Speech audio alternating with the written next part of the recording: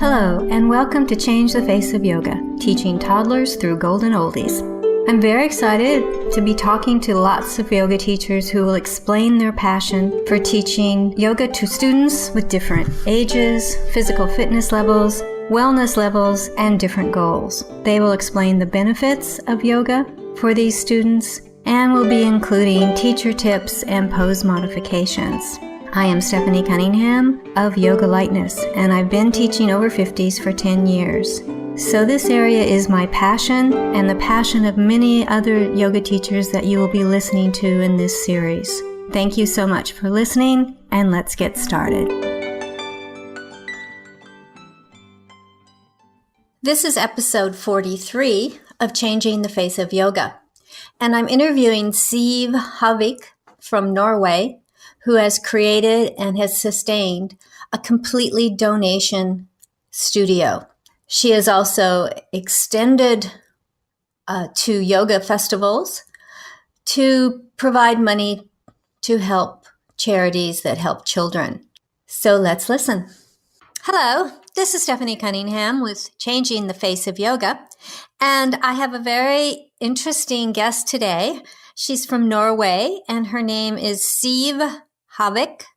I may have done that correctly. I'm not sure. She's been doing yoga since 2008 and teaching since 2010. And she started Yoga for All in 2013. And it's a yoga studio that's fully funded by donations with no income-based focus on the studio. All the teachers work for free all year round. It is a collective effort to share the knowledge and wisdom so many need, but few can afford with yoga becoming a business.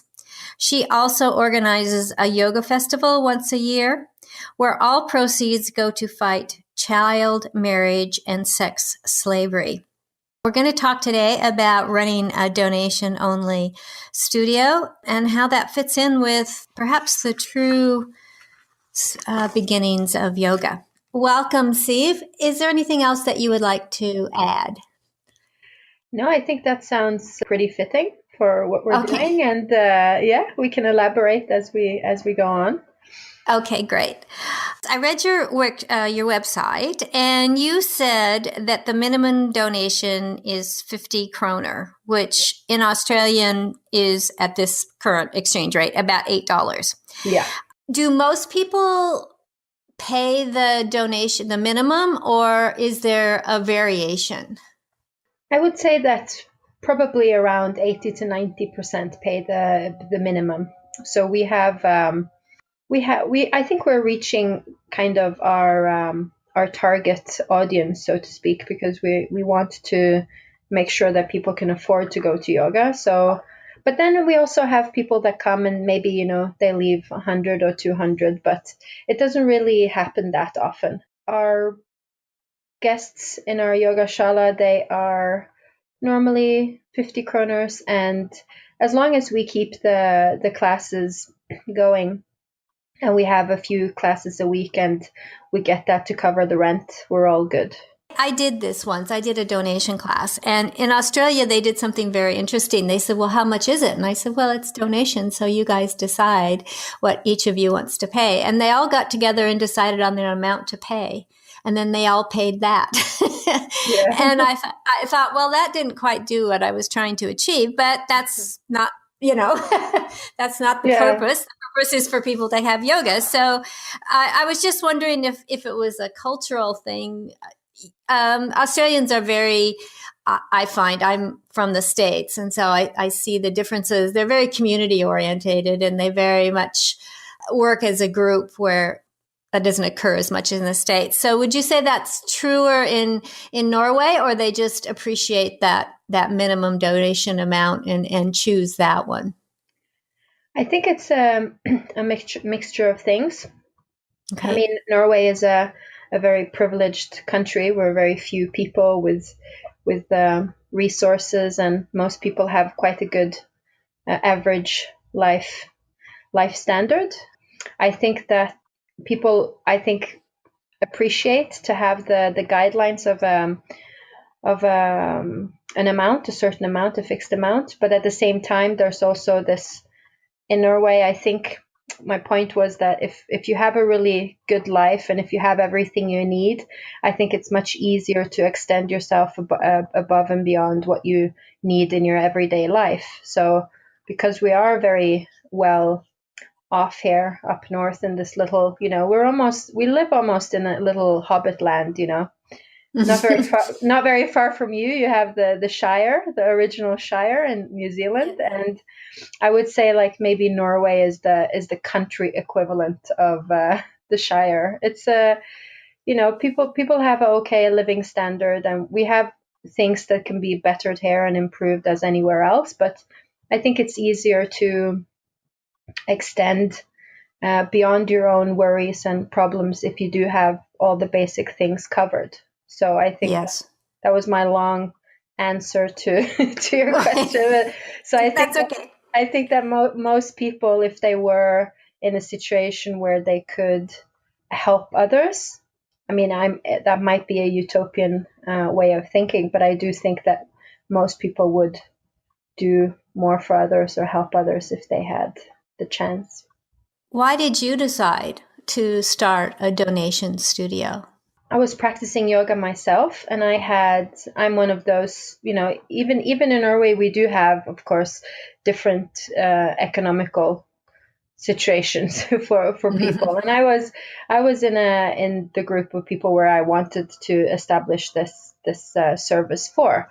It's very expensive to go to yoga studios. It used to be a little bit of a luxury thing that you could do, and I was not able to go as often as I wanted. And I thought that there's probably a lot of other people in the same situation as me. I wanted to make that a possibility for them. So we started really simple with just 2 classes a week in a room that we rented. As we carried on and as the years went by, our group grew, and we have several thousand followers and members now. And some people come on a regular basis. Some people come every now and then. It's a very flexible place because we don't have any signups, and you don't have to pay for a half a year or a month. You can just come the day that you feel like it, and then you come back when you feel like it again. You're offering them a lot of flexibility in how they can access yoga. Absolutely. Is that true that in Norway, most people would sign up for a certain amount of time? I think it is like the same with any kind of studio, even with gyms and any kind of studio that offers. We're in a privileged situation in our studio because we don't necessarily have to focus on the income. And I do understand that the other studios that are operating on a financial scale, they need to think about the income, and they need to think about how it's viable, to keep it going. But we're in a very privileged position, so we don't necessarily have to think about binding people down for 1 month or 6 months or a year. They can just come when they can, and that leaves a lot of flexibility. But it goes both ways. We don't always have the same teachers all the time. We have a lot of change, and there's a lot of movement in the studio, on both sides, both teachers and students coming. And you said that your teachers donate their time also to teach. Where do you find these teachers? I don't know how big your city is, so maybe it's a very large one for all I know, and there's a lot of people there. it's not a very large one. We're the 4th biggest in Norway, but we're not very big. Okay. But it's there's only 5 million in Norway, so we're quite a little. But there's quite a lot of yoga studios in this town. I think in the beginning it was just me, and it started with growing just from 30 to 40 to 50 people in the group, and the memberships grew, online, because we have both a Facebook group and a website. I think as people started to hear about it, more and more people started to come. Some people had friends that they knew needed it, but they couldn't afford, going to yoga. So they brought people with them. And of course, this kind of word of mouth also extends to teachers. So at a certain point, I have never had to look for teachers. They have always come and contacted me and contacted Yoga for Alle. So that's also been a huge privilege, and it's a very humbling experience to be on the receiving end of it, because those people they just come and they say that they want to give of their time, and you can't do anything but be happy and humbled by that. Yeah, that's really amazing. Yeah. I looked at the class schedule, and it's quite diverse. There's a man who's doing meditation. I can't say the word, from Vietnam. Uh-huh. I never heard of that before. It was really interesting. And the one I wanted to ask about, because this is kind of an area of discussion in both Australia and the United States, which is that you have someone that's teaching medical yoga. And you said that medical yoga is used in clinics, rehab centers, and hospitals to support recovery. So yoga is accepted by your medical profession. Yeah, we are lucky because we're quite close to Sweden. I mean, we're Mm-hmm. the neighbor country of Sweden. And in Sweden, they have an institute called Karolinska Institute. Not only them, but also other teachers and other professionals in Sweden have done a lot of research on the medical benefits of yoga. So because the climate here, at least maybe the last 5 years, have been positive towards using medical yoga in burnout syndromes and different kind of ailments, we have an acceptance for that here. So in Norway, I think there's still a little bit still a way to go, but in Sweden they're quite far ahead of us. Normally we would say that Sweden is 10 years ahead of Norway, so we might catch up on them at some point. But it's definitely very interesting. We're doing like a retreat weekend in March, and then we also have medical yoga with us on the program. And I think it's a softer and an easier kind of form of yoga, especially for people with different illnesses. Well, I think that's wonderful. I hope that it spreads all the way around the world, because it's not totally accepted, shall we say? In it's more of an individual kind of case, case by case basis, and so it would be nice to have just that acceptance that it has some medical or some health benefits, and that's slowly growing in both Australia and the States, but it's not to your point yet. So I'm glad that there's a leader there that we can all look forward to. Sweden is at least doing a lot, and I think that the more the more research is backing up the findings of, as long as it has some kind of empirical significance, then it's going to be taken on board in the professional circles. But I don't necessarily think that we're there yet, that it's going to be offered as a it might be offered as in Sweden, for example, is offered as a supplement to certain treatments, actually. And I do think that there is also the possibility of having that as a supplement to treatment here in Norway, but it's not as widely spread as in Sweden. It's still very positive, though, and I congratulate both Sweden and Norway for having this ability to incorporate yoga into the health. That's great. I want to make sure I understand this. You have the donation to basically maintain the studio so that you'll have a space for giving the yoga. Yeah. But you also do a yoga festival. And last year you did 2 yoga festivals. Yes. And all the proceeds go to fight child marriage and sex slavery. I was wondering about that, because is that for is this occurring in Norway, or is this for somewhere else, or what's kind of the background of why you chose this particular issue? Well, the reason why I initially chose it was a series of articles that were released in Norway. It was quite a few years ago, but it was about a man that had been traveling to Nepal, and he was presented with some pictures of some children from the age of 4 to the age of maybe 7, 8. And he was asked if he wanted to buy one of them or more of them. And based on his experiences there, he started an organization fighting for the freedom of children, and also trying to save them from some sex slavery. So brothels, basically. There's villages that only consist of brothels, and a lot of children are there being forced to live under these conditions. So I was very struck by that story, and sometimes you feel immediately that you need to do something. It's either intuition or a drive or something like that. But I was very determined. I wanted to do something, so I contacted them, and now we're working with a different organization. But I'm of course, and I think most people that hear about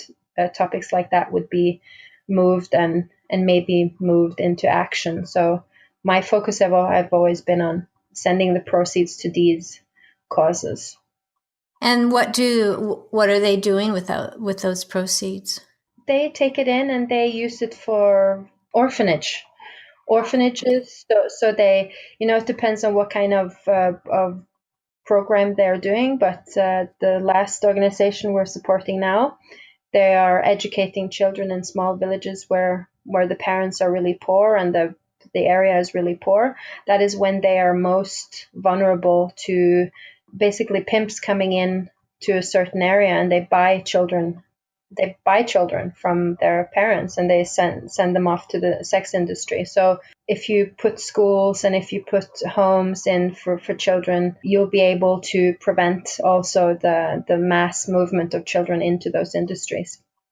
So these organizations, they work on both preventing and supporting children that are already in those kind of situations.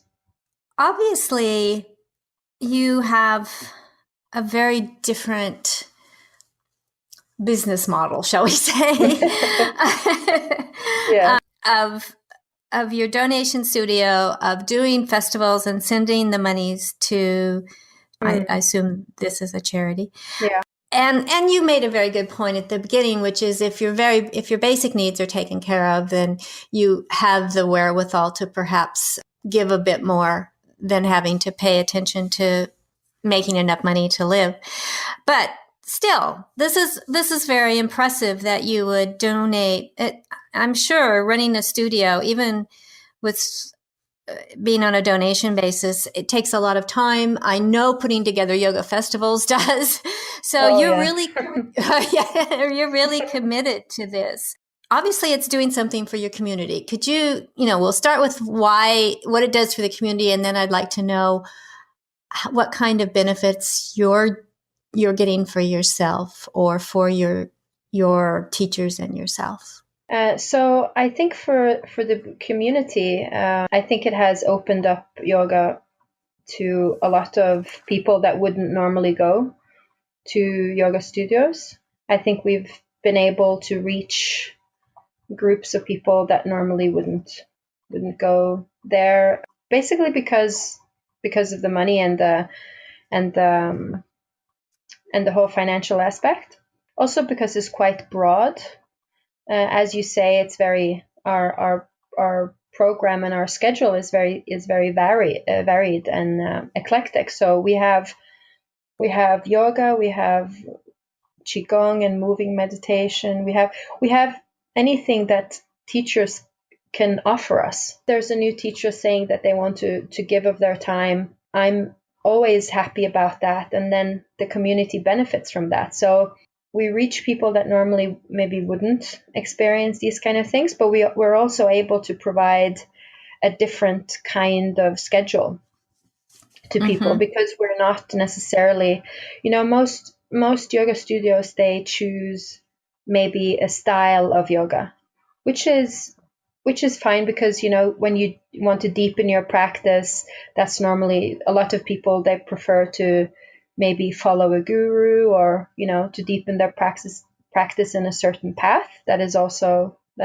fine. People do whatever they want, but because of the nature of our studio, we do have the possibility to offer a very varied range of styles.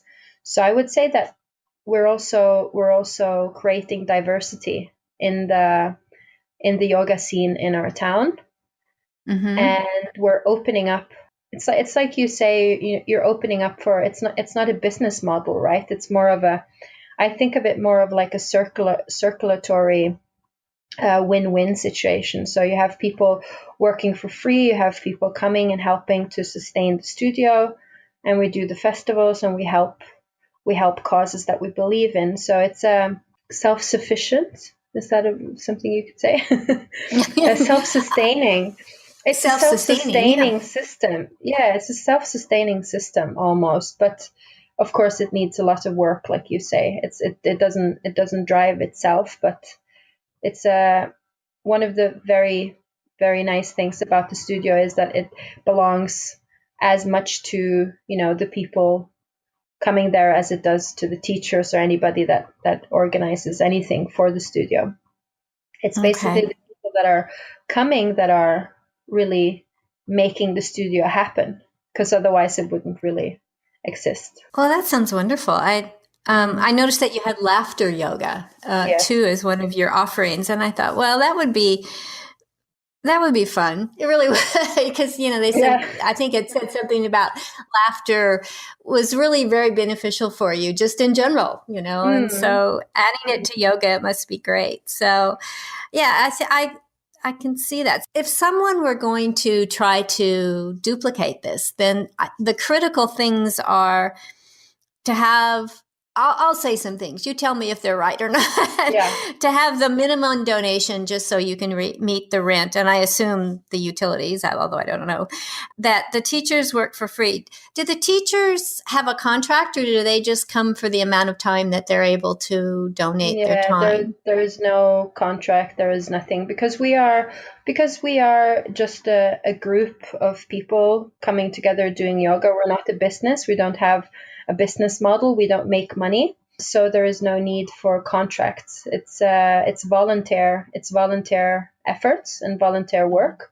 So we're much more free when it comes to that, and we can operate quite freely, just because they're all working for free. So, and we all collectively make the studio survive.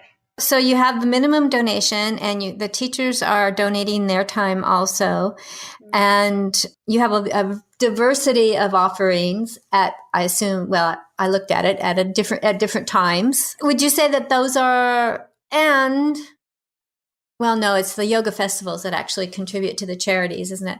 Is there anything else you'd think would be critical to having a successful donation studio other than that? Well, I would say the way I started, I would say start very small, start extremely small scale, because you can't do this. It's going to take a huge chunk of your time and efforts anyway. And you have to have another job next to it. Otherwise you can't afford to start something like this. I would suggest to start very small. And we started just by renting a space for a few hours a week somewhere else. And that's completely possible. You can rent, you can start up yoga for all in, where do you live? Which town? Oh, I'm in Newcastle, Australia. Newcastle? Yeah. So you can start up Yoga for Alle in Newcastle, Australia, and you rent, you start up with maybe 2 classes a week. You rent the room, and you make sure that the people that come, you make sure that they just there's enough to cover the rent for that day. And this is how we started. And then, after a while, when you've done it a little bit, maybe you have a little bit of a buffer, like just a small buffer, maybe to be able to manage a transition to go over to a studio that you can be on your own. So after 2 years of renting, we got our own place. But I would definitely say it's a labor of patience, and it's something that doesn't grow quickly. It takes time, and it takes patience, and you just see where it goes. It's going to grow by itself if you do it in this way anyway. So I would say start small and then take the next step as you see if it's possible or not, to do that. Okay, so you're telling me that this takes quite a bit of your time, which I can certainly imagine that Yes. it would. And so why did you decide to add the yoga festival to it? I think it's the same principle with everything that you do. So if you start something, even if you start a new job, it's going to require a huge amount of effort and energy in the beginning. And after a while, when you set up certain things, like we had the group working, because in the group, people automatically sign up for their classes. Everybody knows the drill. There's lots of things that needs to be, there's like routine and traditions that needs to be established. But once those routines have been established, and today all the teachers know what to do, all the people that come to the classes know what to do, there is no questions usually above and beyond that. So there is on the day-to-day level of the managing of the studio, there's not too much. I mean, there is of course some work. There will always be that, but after a few years, I kind of felt that I had the capacity to do something more. I wouldn't have had the capacity the first years starting the studio, but after a while I did. So I asked myself if I wanted to do something like that, and the answer was yes, and then I did it. And there was no such thing as a yoga festival in our town, and we were the first ones to kick off a yoga festival, and trying to unite the different studios in town as well. It's important, I think, that we all find like a common ground, and we're all trying to serve in the best way we can. I like that explanation. It's very good. You say we are taking yoga back to the roots in a way. We're removing capitalism in business and restoring the interpersonal aspect and the humane way of sharing this old wisdom. All who seek shall be received. Would you say that's pretty much your goal, your mission statement, if we're going to use business terms, or your what you're trying to achieve is just opening it up for everyone that needs it? Yeah, absolutely. I think that when you have ideas and when you have a passion for something, it generally always starts with yourself. That's one of the things they say to entrepreneurs as well. If you're going to start something, you should start with something you're passionate about or something you have knowledge about, and preferably both. And I think that in my case, I was definitely inspired by my own need to have a place, like almost like a sanctuary, to come without necessarily being financially ruined. At the same time, I also wanted to build a community that was kind of consisting of like-minded people. So my drive was that, and I think that is the general ambition, or the general goal of the studio. It's to reach people that normally wouldn't go to yoga, and to just be I strongly believe in diversity. I'm not a very typical follower. I would have a hard time having a guru, for example. And I think we're all different. So I think when you live in a town, I think there should be diversity. That is also one of my very big my dreams, or the vision, is that there should be something for everyone. So if somebody wants to dive into a yoga path and only pursue that path for a certain period of time, or their entire life, I think that should be absolutely an option for them, and it should be there. But I also think that it should be an option to dive into different styles and paths, and have the opportunity to just do whatever you want. Really. Okay. I think it's I mean, we're in Norway is a pretty conform country, so I think that I appreciate this idea of having different possibilities of expression, not only a singular expression, but because we're diverse as human beings as well. So I think that we need to express that in the service that you could go and find. There's one more thing I want to talk about, and I'm not sure that you had a workshop. I believe it was an acro yoga workshop, and yes, the proceeds went to the Africa Yoga Project, and I'd never heard of that. Can you explain that? Just because I think it sounds really interesting, and it was a really interesting picture. Yeah. On your Yeah. No, I was, every once in a while we receive inquiries from other teachers from other cities, and this was one of them. I had was a psychologist from Bergen that wanted to come and have a workshop in our studio, and he told me about this project, and I said, of course you can have it, and we tried to get people to come to it, and the proceeds went to this project. So it was his project, and he was working with a group of people in Africa, training yoga teachers. So basically educating them, giving them a possibility to earn their own money, and also using yoga in the local communities there as a stress release, and all the benefits that yoga can bring. So I thought it was a highly creative and wonderful initiative, and something I definitely wanted to back, something that I could back in our studio. So we try to, wherever we can be of help, we try to do that. And we also have yoga for refugees. We have that once a week. It's one of our teachers in the studio that go to an institution here in Stavanger that is only female refugees in those classes. So we're always trying to see where we can do good and if we can be of assistance somewhere if it's needed. Oh, this has been fascinating. It's a very different take on yoga than what we're all used to, isn't it? And yet it sounds very, very useful to the community.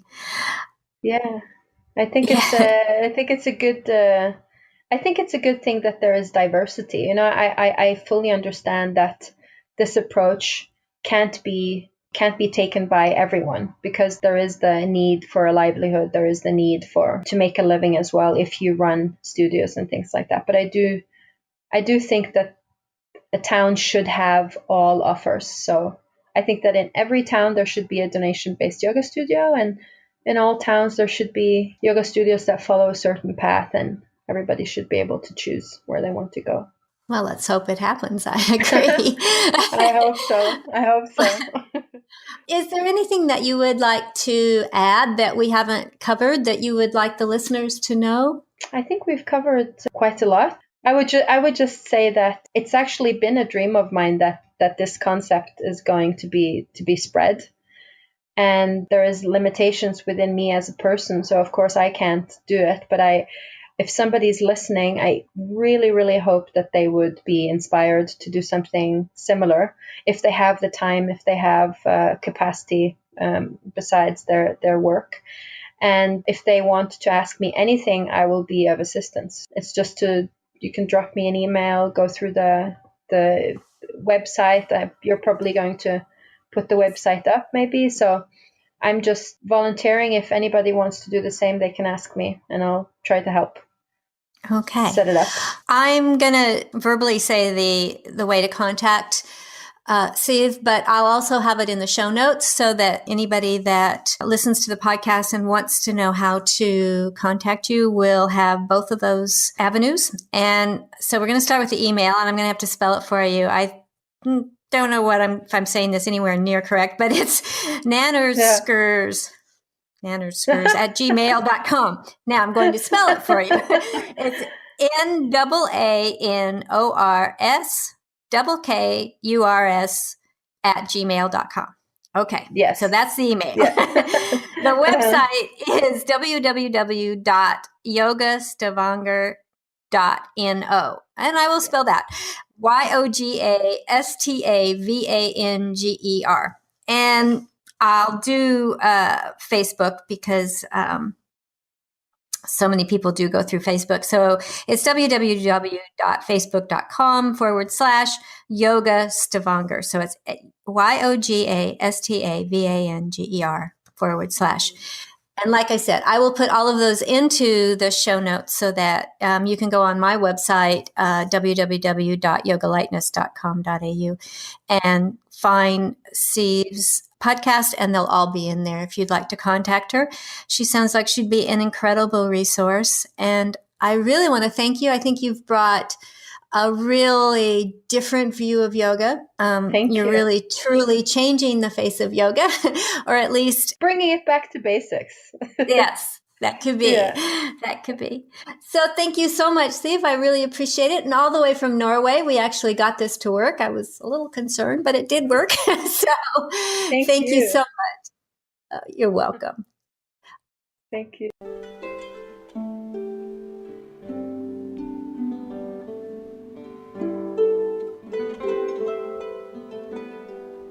Thank you for that wonderful interview. If you would like to be a guest on Changing the Face of Yoga, please go to my website, www.yogalightness.com.au, and under the Changing the Face of Yoga tab, you can complete Be Our Guest form. After reviewing the form and finding it applicable to this podcast, we will send you a link to schedule an interview.